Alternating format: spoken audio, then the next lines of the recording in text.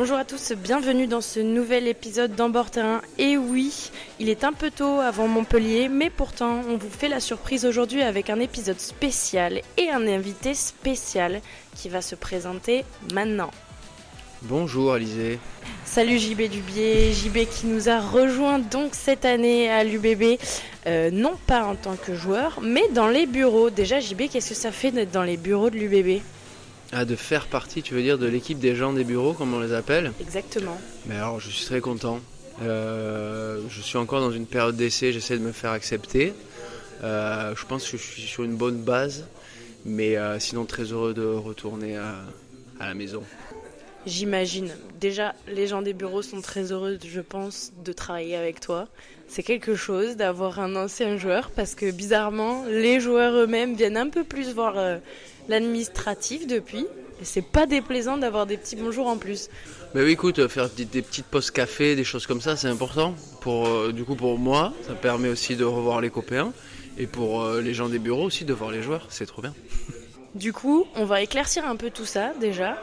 C'est quoi réellement ton rôle maintenant au sein de l'UBB ? Alors mon rôle aujourd'hui, je fais partie de la cellule de recrutement des jeunes du CABBG jusqu'aux espoirs de l'UBB. Donc je travaille en relation avec chaque catégorie d'âge qui vont des moins de 14 jusqu'aux espoirs, donc c'est jusqu'à 23 ans. Un peu avant 23 ans. Et il y a une cellule de recrutement qui a déjà été mise en place et qui existe depuis un bon moment. En la personne de Nicolas Zenoni, Julien Antonin, Fredo Garcia, Martin Lacolle pour les jeunes, Péo Batanken aussi qui est un ancien joueur des espoirs. Et donc en fait cette équipe-là, plus il y a encore on est nombreux puisque c'est chaque catégorie, donc cadet Crabos, cadet à la mercerie cadet Goderman, Crabos jusqu'aux espoirs, plus les minimes, super challenge. Donc ça fait du monde et c'est vrai qu'on travaille ensemble justement sur le plan de succession. On appelle le plan de succession en fait l'évolution de nos joueurs, de nos jeunes joueurs et leur suivi pour les amener un jour, on l'espère, chez les grands. Tu travailles avec le CABBG qui est donc l'un des clubs fondateurs de l'UBB, pas forcément le Stade Bordelais parce qu'il n'y a pas les mêmes catégories qui y sont représentées, on est d'accord ? C'est ça, en fait c'est issu, nous c'est assez particulier parce que notre club est issu d'une fusion entre le Stade Bordelais et le CABBG dans les années 2006 et à partir de là le CABBG représente le plus haut niveau jeune avec les plus hautes catégories, championnat espoir national, élite, les cadets Goderman, les cadets à la mercerie, le championnat Crabos. Et donc nos meilleurs jeunes de la région sont censés venir jouer au CABBG. Le Stade Bordelais joue dans une division inférieure, mais on a aussi des contacts et des liens avec le Stade Bordelais, donc c'est aussi important de les nommer. Évidemment. Ton rôle de recruteur aujourd'hui, est-ce qu'il s'apparente un petit peu à ce que Christophe Lossuc était censé faire quand il était arrivé il y a 2-3 ans de ça ? Tout à fait. Kiki Lossuc était arrivé, donc c'était, je pense... Dernière année de Christophe Furios. 2022, ouais, sur la saison 2022-2023, je suppose, c'est ça. Et donc il faisait partie de cette cellule de recrutement. Il travaillait avec les mêmes personnes que j'ai citées auparavant. Et avec une dimension plus terrain, puisque lui c'est quand même quelqu'un du terrain, hein, c'est un ancien coach que j'avais eu moi à Mont-de-Marsan il y a quelques années, et qui a quand même un bon passé, un bon CV de coach et de joueur avant, et lui qui était plus sur le côté terrain.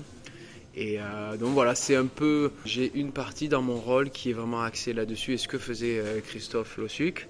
Et après, j'ai une partie relationnelle avec les différentes parties prenantes de notre environnement de l'UBB, à savoir les présidents de clubs, à savoir les éducateurs des clubs alentours qu'on va les rencontrer, on va les faire des échanges. Voilà, j'ai commencé il y a 1 mois et demi, donc il faut que ça se mette en place, que je trouve aussi mes marques. Mais dans l'idée aussi, il y aura une partie relationnelle de par mon histoire avec le club aussi. Et du fait aussi que je suis attaché à ce club maintenant à part entière. Tu parles de côté relationnel, est-ce que tu avais déjà des accroches avec certaines personnes avec qui tu es en contact aujourd'hui, pas hors CABBG, etc. Et est-ce que ça t'aide justement dans ton nouveau rôle ? Oui, on a parlé du Stade Bordelais. Maintenant, je connais bien le président du Stade Bordelais qui s'appelle Benoît Coine, qui faisait partie du réseau partenaire. En fait, tous ces gens-là qui sont partenaires à l'UBB, ils sont pas tous de Bègle et du CABBG. Et heureusement, en fait, il y en a de partout. Donc, vu que ça faisait 9 saisons que j'étais là, j'ai eu la chance de pouvoir rencontrer quand même pas mal de gens et de nouer des liens. Et puis aussi, j'avance dans l'âge et mes copains qui jouaient soit au CABBG, soit dans les clubs alentours, je pense à Lormont, je pense à Mérignac ou des choses comme ça, ils sont retournés dans leur club formateur aussi pour être éducateurs, pour être coach. Donc c'est assez cool de pouvoir les retrouver maintenant avec une autre casquette. On reste quand même autour du rugby, donc c'est quand même génial de pouvoir les revoir dans une autre situation que sur le terrain. Et toi, cette dimension de terrain, elle t'a jamais trop donné envie, ou est-ce que quand tu as pensé un peu à l'après-carrière, tu t'imaginais directement un peu dans le milieu où tu te retrouves aujourd'hui? Alors c'est une bonne question. Si tu veux, l'aspect terrain, coach à proprement parler, j'ai jamais eu cette envie réelle. Alors j'ai beaucoup aimé mes dernières saisons parce qu'on avait beaucoup de jeunes qui arrivaient et j'aimais beaucoup travailler sur du jeu au poste avec eux, dans le côté un peu de transmission, ce que j'avais vécu moi quand j'étais arrivé, que j'avais 18 ou 19 ans à Mont-de-Marsan. Et en plus de ça, quand ça passe bien et que les jeunes sont réceptifs et en plus qu'ils sont bonnards, qu'ils sont gentils, on a beaucoup rigolé, on a fait beaucoup d'entraînements, les fins d'entraînement, des extras ensemble. Je pense à Nico, à Loulou Bielbarré, mais des gars qui sont partis comme Simon Desobier, Gatien Massé ou le petit Maël Moustet. Enfin voilà, il y en a plein. Quand j'y pensais, c'est des choses que j'aimais, mais de là à imaginer le faire un jour, j'étais pas forcément, j'ai pas poussé, j'ai pas passé diplôme d'entraîneur pour le faire. Et c'est cette opportunité-là qui fait que au final ça va se faire naturellement et je suis content. Ouais. Et du coup, peut-être qu'à terme tu passeras ces diplômes ou... Je vais passer déjà un premier degré là, de diplôme d'entraîneur. C'est pas le brevet d'État, ça s'appelle un CQP. Je pense que la base, justement, c'est pour avoir aussi des méthodes d'entraînement moins rentrées dans le truc. Là aujourd'hui non, je pense pas, mais après tu sais quand je vais être sur le terrain peut-être que ça va me prendre. Aujourd'hui je te dirais non, puis j'ai déjà beaucoup de boulot avec le recrutement et puis c'est ma mission principale. Ce qui est intéressant c'est aussi, moi je le fais pour être au contact des joueurs et de nos jeunes joueurs qu'on a chez nous justement pour mieux les connaître, pour être au-delà derrière un écran et les regarder jouer les week-ends. C'est aussi les connaître à l'entraînement, voir comment ils se comportent, leur capacité à comprendre les choses, à échanger, à s'ouvrir aussi, à parler, savoir comment ils vont, quoi, et être un peu plus personnel, tu vois, la relation, que plutôt un recruteur qui regarde les matchs et qui n'a pas de relation avec les joueurs. C'est pas du tout ma façon de voir les choses, mais bon, voilà, je dis ça va se faire petit à petit, et puis c'est pareil, j'apprends aussi dans ce nouveau rôle, donc au fil du temps, je vais essayer de voir des nouvelles choses. J'échange beaucoup avec les gens avec qui je suis, qui ont beaucoup d'expérience chez les jeunes. Et puis après, je me ferai à ma sauce, mais pour l'instant, ça se passe vraiment très bien. Tant mieux, franchement, déjà, c'est cool. C'est cool, hein. Ok, mais ouais, je te posais aussi la question parce que c'est vrai que je me souviens d'une interview de Nicolas Deporter avant que ce soit un joueur de l'équipe de France et qui me parlait de cette importance qu'il avait eue avec ce rôle de passation et non pas un rôle de je veux piquer la place 2, parce que tu étais plutôt numéro 13 également et il avait vachement apprécié tous les moments passés avec toi, donc bon. Oui, après c'est quand tu joues à ce poste et que tu vois des jeunes de talent comme ça et tu sais qu'ils aiment le club et qu'ils viennent du club, parce que ce petit-là il est arrivé à Bordeaux dans les années 4D, il me semble. Donc son frère joue à Lormont. Langon maintenant. Hein? Langon maintenant. À Langon maintenant? Ouais, mais par contre, lui, il est pas de Langon. Où est-ce que c'est son petit bled? Ison. Il est de Ison. Du coup, j'embrasse ses parents. Et non, voilà, donc si tu veux, c'était génial d'avoir un petit comme lui qui joue à mon poste. Et voilà, forcément, après, s'il est arrivé là aujourd'hui, je vais pas te faire un dessin. C'est parce que je lui ai filé tous les tips que j'avais. Et, voilà, c'est bien qu'il le dise un peu, mais j'aime pas trop quand il parle de moi, ça, comme ça. Parce que je préfère que ça reste entre nous, mais c'est vrai que La fois du coup où t'es tombé malade à La Rochelle, c'était un truc entre vous. Ouais, ça c'est entre nous, mais ouais, c'était pour le faire croquer un petit peu, encore une fois, tu vois, bon, bah, c'était gentil. Par contre, la fièvre que j'ai eue, c'était terrible. Terrible. Et c'est rigolo parce que tu vois, c'est cet itinéraire qu'il a quand même, ce garçon. Il est passé entre les mailles du filet, de la partie jeune, fédération et tout ça. Il a été blessé jeune.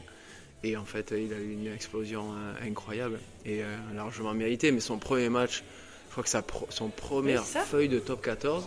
C'est parce que t'es malade. Il était 24, non? Exactement. Il était 24. C'était la deuxième fois qu'il était 24. Voilà, la deuxième fois qu'il est 24. Voilà, c'est ça, qu'il est 24. Du coup, il rentre. Parce que je suis malade dans la nuit. Et je suis rentré, mais comme un triste, tout seul en train de La Rochelle, avec ma dotation. Tous les gens me regardaient. Et je regardais le match de Canal sur mon téléphone. Et on gagne. Génial. Et lui, il rentre et il gagne. Premier match à Clermont. Jamais gagné de ma vie. À La Rochelle. Jamais gagné à La Rochelle. Terrible. Mais bon, c'est ça l'histoire qui est rigolote aussi. Derrière tout ça, on a l'impression aussi que ton nouveau rôle à l'UBB est cette pas création de poste, mais un petit peu quand même, parce que comme tu le disais, Kiki faisait pas forcément la même chose. On peut dire que c'est une création de poste, parce qu'il y avait cette opportunité-là par rapport à Christophe qui était monté du coup avec le staff pro. Donc il y avait cette place vacante, entre guillemets. Mais après, au-delà de ça, on l'avait préparé avec Laurent Marty déjà il y a un moment, tu vois. Ça remonte à 1 an et demi déjà, tu vois, qu'on préparait ça. Et où il m'a dit directement, il me l'a dit, bah, écoute, qu'est-ce que tu vas faire après? Je lui avais parlé de mon voyage en Australie, qu'est-ce que tu vas faire? Je lui ai dit, bah, écoute, je sais pas, j'ai des idées, mais... Et c'est là où il m'a fait comprendre qu'il souhaitait me garder. Donc on a travaillé là-dessus et il m'a fait vraiment une fiche de poste un peu sur mesure. Donc c'est quand même hyper cool. Est-ce qu'aujourd'hui tu pourrais me nommer un ou deux joueurs qui ont quand même un très bon potentiel première année? Il y en a, après je sais pas si c'est bien de les nommer. Je pense que tu vois, ils en font monter quelques-uns. Je pense qu'ils se reconnaîtront. Ouais. Ils commencent à monter, c'est des premières années espoir. Bien évidemment, ils prennent en compte qu'ils sont jeunes et ils travaillent en relation avec Bertrand de Dieu qui est le prépa des espoirs, mais Bertrand il travaille tous les jours, des espoirs et des jeunes, et qui travaille tous les jours avec les pros. Il est avec la même cellule de préparateur physique, donc c'est bien de les intégrer, et quand ils les intègrent, forcément qu'ils comptent sur eux à un moment donné. Donc ce qu'ils veulent, c'est surtout les voir au quotidien, voir comment ils s'entraînent, comment ils se comportent, comment ils évoluent, parce qu'ils sont encore dans une période, voilà, quand tu as 18 ans, au rugby, t'es pas prêt, quoi, forcément, t'es pas prêt. Mais on a des exemples de mecs qui ont fait étape par étape. On reparle de Nico, des Porteurs, qui a fait première saison en espoir et qui a joué en espoir et qui venait s'entraîner avec les pros. Et puis un jour, il a eu cette opportunité, mais ça faisait déjà un moment qu'il était suivi et par le staff des pros et par le staff des espoirs et du directeur de centre de formation en la personne de Fredo Garcia. Donc il y a tout ça qui est mis en place, et les entretiens qu'on a avec la cellule pro, elle est aussi faite là-dessus, en se disant, mais voilà, aujourd'hui, le staff pro, ils connaissent tous les joueurs qu'on a en espoir, tu vois, jusqu'à Laurent Marty, quand on lui répète, quand on parle on fait ces entretiens-là, et à partir de là, on sait à peu près où est-ce qu'on va, et on sait où est-ce qu'on va amener ces joueurs. Donc ça se joue souvent, tu sais, à des petites opportunités comme ça. Tu vois, regarde, on parle de Nico. Nico, il était promis un bel avenir, il faisait des super matchs en équipe de France. Il a eu cette opportunité-là, improbable, de jouer en étant 24e, et il se retrouve, boum, à jouer premier match à La Rochelle, historique, où Bordeaux va gagner à deux Flandres. Tu vois, et boum, ça se fait. Et c'est qui ce petit chevelu là? On va lui raser la caboche parce que ses cheveux sont trop longs pour jouer 13. Si tu veux, c'est pas possible. Mais tu vois, ça se joue à ça. Et puis derrière, tu vois, il a enchaîné. Et on en a plein, tu vois, en plus de cette génération-là, tu vois, qui sont arrivés. Il y en a pour qui ça va plus vite que d'autres, mais en gros, l'idée, c'est que quand ils ont l'âge d'être espoir, et voilà, qu'ils viennent déjà, parce qu'il y a une énorme différence quand même. Déjà, il y a un énorme gap entre Crabos à espoir, et pour certains, ils vont faire Crabos, espoir pro, dans le même, tu vois, dans les 6 mois, quoi. Ouais. C'est ça qui est assez dingue. Matteo Garcia, c'est ce qu'il a fait. Il est arrivé de Bayonne il était Crabos, première année espoir, il a fait la prépa avec les pros, de suite.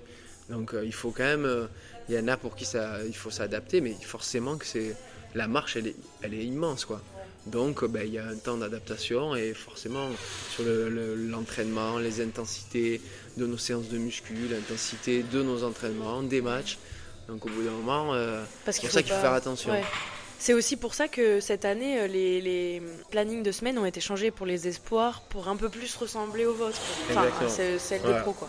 C'est l'idée et ça c'est Fredo Garcia qui gère ça avec son équipe, mais c'est surtout lui et qu'ils arrivent à suivre vraiment, parce que souvent quand tu es espoir, quand tu es jeune, il se peut que dans la semaine, parce qu'il y a eu des blessés du week-end, il nous faut les pros ont besoin de 2 joueurs supplémentaires, une deuxième ligne, un pilier.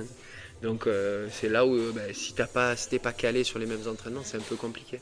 Ouais. Donc c'est de l'adaptation, mais je pense que ça a été mon cas et le cas de notre génération quand on était plus jeune, et c'est toujours le cas, sauf que maintenant les conditions dans lesquelles ils sont quand même top et sont faites pour que justement ils arrivent à vite intégrer le staff pro en ayant le moins de retard possible, même s'ils en ont, forcément c'est obligatoire qu'ils ont du retard.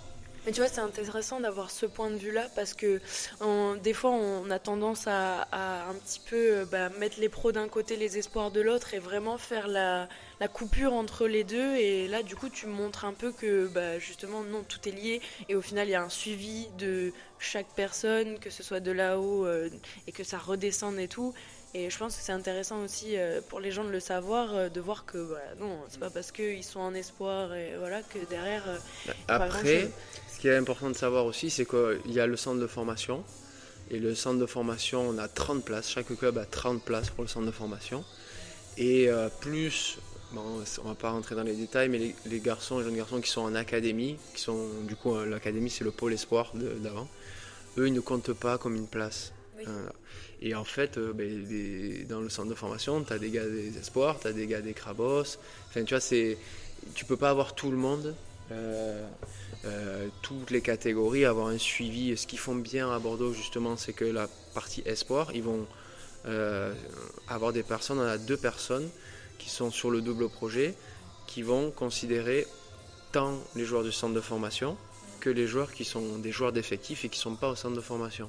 Mais qui peuvent devenir des joueurs de centre de formation. Et qui peuvent devenir des joueurs de centre de formation s'ils crèvent l'écran. Parce que c'est ça aussi avec le rugby, tu peux avoir des gars qui sont hyper prêts, matures, tu vois, à l'âge de 18 ans. Et après, tu en as qui vont avoir des maturités tardives. Il y a des postes où c'est en l'occurrence plus le cas, tu vois, en première ligne, en seconde ligne, tu vois, c'est des postes qui sont durs. La première ligne, notamment, c'est la mêlée. Il y a la partie mêlée où il faut que tu sois... Il y a un énorme gap réellement entre la partie jeune et la partie professionnelle. Donc tu as des jeunes joueurs qui peuvent se révéler à 22, 23 ans, tu vois, sur ce poste-là. Mais pas que.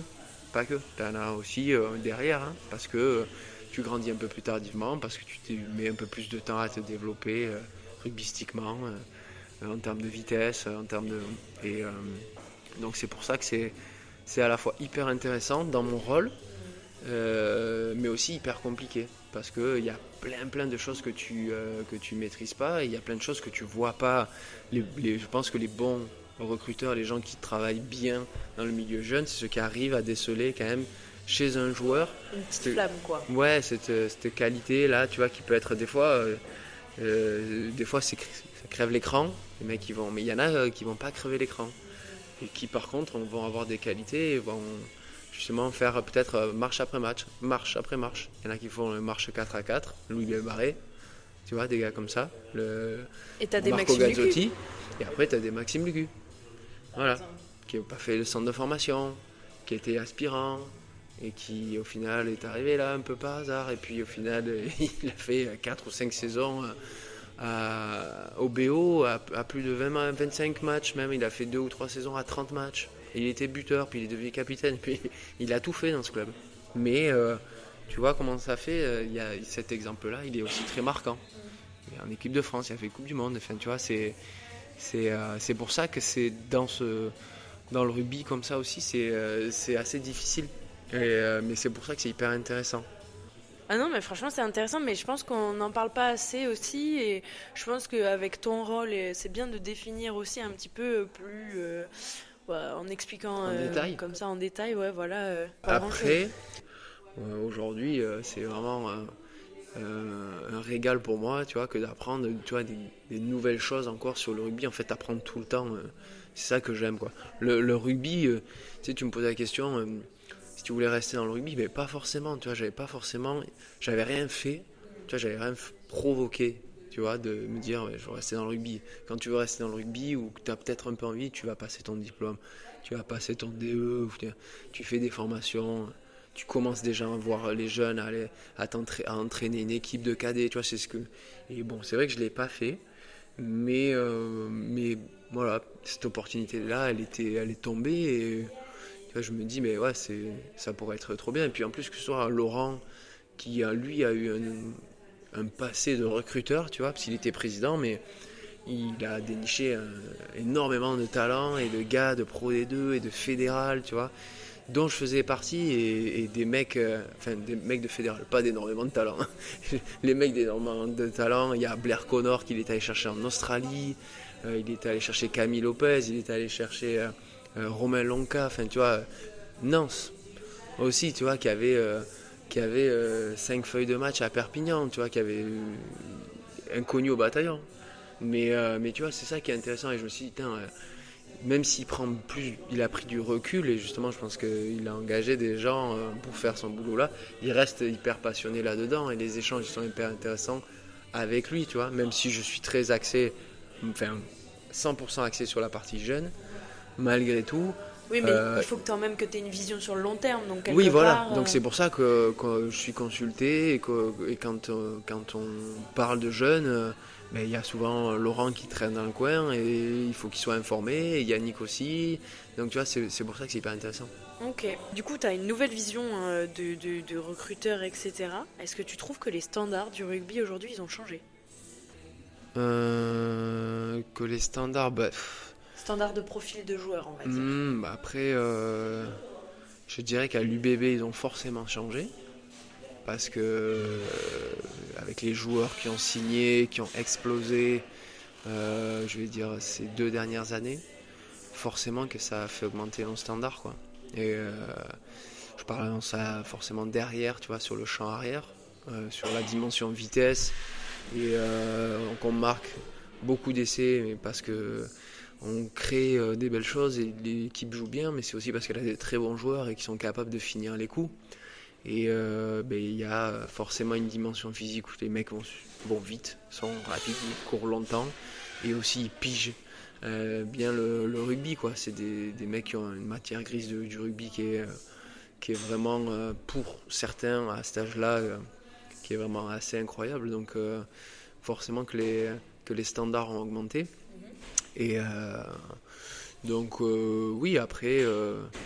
tout a été mis en place et ils font en sorte aussi de pouvoir développer au maximum les joueurs qui puissent atteindre leur potentiel ultime avec sur l'aspect prépa physique où tu vois avec l'arrivée de Thibaut Giroud, avec une méthode d'entraînement aussi un peu différente que celle qu'on connaissait, mais même si on travaillait très bien avec, je pense forcément à Fred Marcerou qui a fait un travail de fou pendant 5 années au moins. Mais c'est après ce que Fred a commencé, Manu le continue aussi aujourd'hui. Voilà, ils sont restés forcément très proches et ils travaillent ensemble. Donc c'est bien parce qu'il y a un lien. Et puis Fred voulait changer d'air et maintenant il devient un coach. Il est dans le hand, il est coach à Montpellier. Mais aussi, puis forcément aussi, les choses normales, c'est que ben, la préparation physique, elle évolue elle aussi. Et avec des différents outils et une nouvelle préparation. Moi, quand je compare ma dernière préparation physique que j'ai faite à l'UBB, donc l'année dernière, à une de mes premières que j'ai faites à l'UBB et une de mes premières que j'ai faites au Stade Montois Rugby, on est aux antipodes de la prépa. Et tu parles pas que d'âge. Et je parle pas que d'âge. Non, je parle vraiment en termes de vraiment prépa, parce que j'avais cette dimension prépa physique, elle me plaisait. Et du coup, sur ma fin de carrière, je m'étais formé là-dessus et tout. Mais après, j'avais pas cette sensation ou cette envie de devenir prépa, ou peut-être pas de suite. Mais par contre, ça m'intéressait de dingue. C'est vrai que quand j'en ai parlé avec Thibaut Giroud quand il est arrivé, c'était hyper intéressant, quoi. Parce que franchement, oui, Thibaut, avec son passé, avec son expérience qui est hyper enrichissante, qui a beaucoup voyagé. Mais attends, n'en dis pas trop parce que si les gens veulent vraiment connaître Thibaut, le mieux c'est qu'ils écoutent l'épisode d'avant. Tu vois. Je vous conseille vraiment d'écouter le podcast de Thibaut Giroud qui est top avec Alizé sur UBB Podcast qui s'appelle En bord terrain. En bord terrain, on est d'accord. En bordure terrain. Non, mais ce qui est surtout intéressant de dire, je trouve, c'est que on a l'impression aujourd'hui, parce que ce sont ceux qui marquent des essais, que le rugby, c'est aussi et surtout des gabarits qui font beaucoup de vitesse. Mais le rugby et marquer des essais, c'est aussi pour des mecs qui sont assez grands. Alors aujourd'hui, ça montre qu'il y a quand même des ouvertures pour tout, quoi, pour tous les profils. Ouais, il y a toujours eu ces différents profils dans notre sport. Après, c'est vrai que maintenant, les mecs qui arrivent et qui font presque 2 mètres, ils sont capables aussi de courir aussi vite qu'un mec qui fait 1m80. C'est ça qui est assez dingue, quoi. Ou qu'un mec qui en fait 110 ou 115 kilos. C'est ça qui est assez fou. La dimension athlétique et la vitesse, elle a vraiment, ça a vraiment évolué, quoi, dans le sens où les joueurs et les équipes se préparent maintenant encore plus sur cette donnée de vitesse, quoi. Et c'est vrai que tu as des mecs qui sont capables de faire des choses assez dingues et sur des postes sur lesquels on les attend pas, quoi. Ouais. Temou, quand il marque le dernier essai à Clermont, il y a 50 mètres à faire et c'est Sébastien Bézi qui lui court après. Ouais. Mais il l'a pas touché. Non. Donc c'est ça qui est dingue. Et un mec comme Marco Gazzotti, c'est pareil, ça pédale. Oui. Même Didier. Tu sais qui c'est, Didier? Non, c'est... Max Lamotte. Oui, mais Mathis Perchaud aussi. Mathis Perchaud, je sais pas, j'ai jamais joué avec lui. Mathis Perchaud... Il pédale? C'est un poupou qui pédale? Ah ouais. Tu sais qui c'est qui pédalait comme un pilier? Après, bon, ils sont différents. C'est un Géorgien. Lexo Koyashvili. Ah. Le Lexus. Une Lexus. Un tracteur tondeuse Lexus en mode lièvre, pas mode tortue. Le mec, il était capable de monter à plus de 30 km/h. C'est vrai? Ah ouais. T'imagines ce rhino? Donc tu dois te prendre ça dans la courge, c'est pour ça, moi, après j'en pouvais plus. Qu'est-ce que tu veux faire? Mais quoi. Même Bentham Ifuna nous a fait des petites envolées dont on se souvient. Oui, le Big Ben, ouais.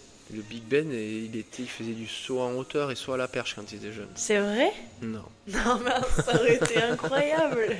Non, absolument pas. Bon, tout ça pour dire que toi, en tant que recruteur, quand tu vois un Thémo Mathieu ou un pilier qui va vite, c'est intéressant. Aujourd'hui, c'est des profils qu'on recherche. Ouais, oui, après ça, tu vois, quand tu un profil grand comme ça, qui soit en plus athlétique, capable de sauter, c'est typiquement un profil du basket, hein, qui soit adroit, oui, c'est des profils qui sont intéressants dans notre sport. Nous, on est plutôt des gazelles qui pédalent. Après, on aime bien les mecs qui vont vite et tout ça, mais c'est vrai que maintenant, tu vois, les morphotypes des joueurs, ils ont quand même bien évolué aussi. T'as des mecs qui sont encore petits mais qui ont beaucoup de gaz. Mais maintenant, tu vois, ils sont quand même bien grands, bien athlétiques. Et tu vois, quand tu regardes Louis, Nico, Bubu, tu vois, c'est des mecs qui sont grands, athlétiques, qui courent vite. Donc c'est ça qui est intéressant aussi de voir. Et quand t'as Thémo, c'est encore un autre level, puisque ça joue devant. Donc c'est des profils qui sont intéressants forcément, mais qui intéressent tout recruteur ou toute équipe. D'avoir des mecs qui soient en plus puissants, d'être rapides, ça aide dans le rugby. Super, merci beaucoup pour toutes ces informations intéressantes sur le centre de formation. Restez pas trop loin. La semaine prochaine, 2e épisode avec Jean-Baptiste Dubier. Non. Mais cette fois-ci... Un deuxième épisode? Moi, je fais 2 épisodes. Exactement. Ah ouais. Mais cette fois-ci, on va en apprendre un peu plus sur l'ancien joueur, l'Australie, et puis tu vas nous donner quelques petites anecdotes du vestiaire. Bon, j'en ai pas. Merci à tous de nous avoir suivis, en tout cas pour ce premier épisode avec Jean-Baptiste Dubié. Et puis on se retrouve du coup la semaine prochaine. Merci, à la semaine prochaine. Merci à toi.